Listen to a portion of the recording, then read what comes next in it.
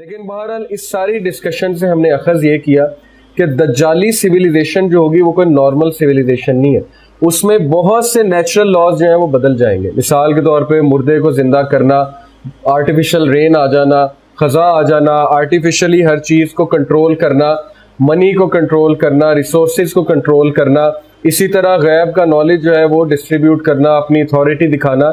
تو یہ ایک بہت ہی ٹیسٹنگ ٹائم ہوگا، اور آج آپ تھوڑا سا انالائز کریں تو یہ کام سارے ہو رہے ہیں. اور دجالی سویلائزیشن میرا یہ ویو ہے کہ بن چکی ہے. اب پھر اس کا ایک فزیکل ہم نے اپیرنس دیکھنی ہے دجال کی کہ فزیکلی وہ کب آتا ہے. دجال سسٹم ہے کہ بندہ ہے، علماء کا اجماع ہے کہ وہ بندہ ہے، ابن آدم ہے، ٹھیک ہے، آدم علیہ السلام کی اولاد میں سے ہے. نہ وہ جن ہے، نہ وہ کوئی دیو ہے، نہ وہ کوئی جو ہے فرشتہ ہے نعوذ باللہ، نہ وہ جو ہے وہ کوئی اور مخلوق ہے، نہ وہ شیطان ہے، بلکہ وہ ایک آدمی ہے. اور اس کا ایک سسٹم ہوگا. اس کی آدمی ہونے کی دلیل نبی صلی اللہ علیہ وسلم کی حدیث ہے، صحیح مسلم کی. نبی صلی اللہ علیہ وسلم نے کہا کہ دجال ایک شخص ہے بنی آدم میں سے، اور دجال کے گھنگریالے بال ہوں گے. دجال کی جو ایک آنکھ ہے it will be bulging outward like a grape, جیسے ایک انگور جو ہے وہ بلج کر رہا ہوتا ہے آؤٹ ورڈ. اس کی جو دوسری آنکھ ہے اس پہ کچھ گوشت چڑھا ہوگا تو وہ آنکھ ٹھیک ہوگی، اس سے وہ دیکھ سکتا ہوگا. لیکن یہ والی آنکھ فالٹی ہوگی، یہ والی آنکھ جو ہے بند ہوگی تو وہ کانا ہوگا. نبی صلی اللہ علیہ وسلم نے کہا کہ میں تمہیں دجال کے بارے میں وہ بات بتاتا ہوں جو کسی نبی نے اپنی امت کو نہیں بتائی، اور وہ یہ ہے کہ دجال کانا ہے اور تمہارا رب کانا نہیں ہے. تو اس حدیث کو ڈاکٹر اسحاق رحمہ اللہ نے ایک طرح سے سمجھا ہے، جو کہ ضروری نہیں، کوئی حتمی بات نہیں ہے، لیکن ہو سکتا ہے ایسا ہو. وہ میں آپ سے ویسے ہی فار نالج سے ایک شیئر کر لیتا ہوں. انہوں نے کہا کہ اللہ نے انسان کو دو آنکھیں دی ہیں، ایک روحانی اور ایک مادی آنکھ. ایک سے مٹیریلزم دیکھے گا، ایک سے اسپرچویلٹی دیکھے گا. جب بھی کوئی ایک آنکھ بند ہو جائے گی تو ایکسٹریم ہو جائے گی. جب مٹیریل آئی بند ہے، صرف اسپرچول آئی اوپن ہے، تو وہ رہبانیت ہے، اور رہبانیت اسلام میں منع ہے. اور جب مٹیریل آئی کھلی ہے، اسپرچول آئی بند ہے، تو پھر وہ ایکسٹریمزم ہے، اور وہ پھر انسان کو دنیا دار بنا دیتا ہے. اور اس کے بارے میں قرآن نے بہت اسٹرکٹ وارننگ دی ہے، الہاکم التکاثر حتی زرتم المقابر، کہ مال جمع کرنے میں انہوں نے اپنے آپ کو اتنا ضائع کر دیا حتیٰ کہ یہ کمپٹیشن میں لگ لگ کے قبر تک پہنچ گئے، اور پھر ان کے پلے کچھ بھی نہیں. تو وہ پھر اس کو بہت کنڈیم کیا گیا ہے، ایکسٹریم آف مٹیریلزم کو.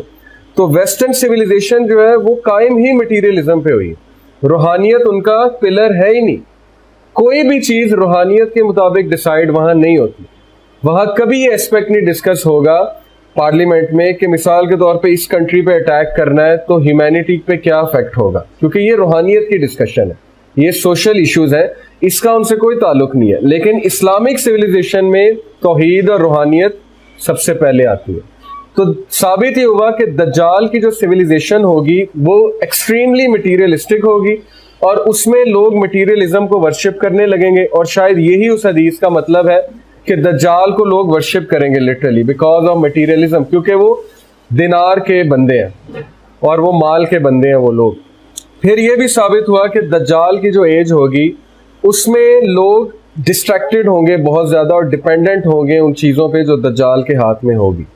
پھر ایک اور حدیث میں آتا ہے، نبی صلی اللہ علیہ وسلم نے دجال کے ایٹریبیوٹس کے حوالے سے بتایا. وہ ہے تمیم الداری کی حدیث، کہ میں نے آپ کو اس کی فزیکل اپیرنس بتا دی ہے، وہ انسان ہوگا، مین ہوگا، بنی آدم میں سے ہوگا. تو حدیث یہ کہ تمیم الداری ایک صحابی تھے، وہ کرسچن تھے، وہ ایک جزیرے میں گم گئے بحری سفر کی وجہ سے.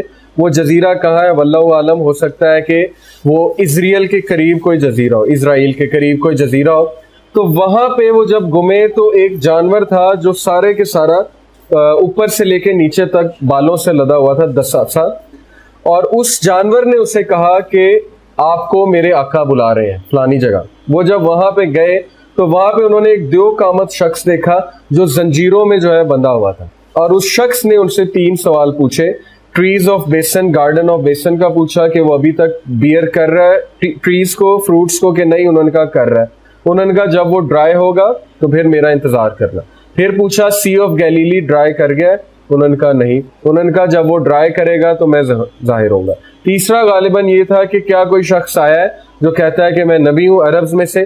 تو انہوں نے کہا بالکل آیا. انہوں نے کہا کہ عربز کی ہلاکت نہیں ہوگی، عربز کی بہتری ہے اگر اس شخص کو مان لیں سچا نبی.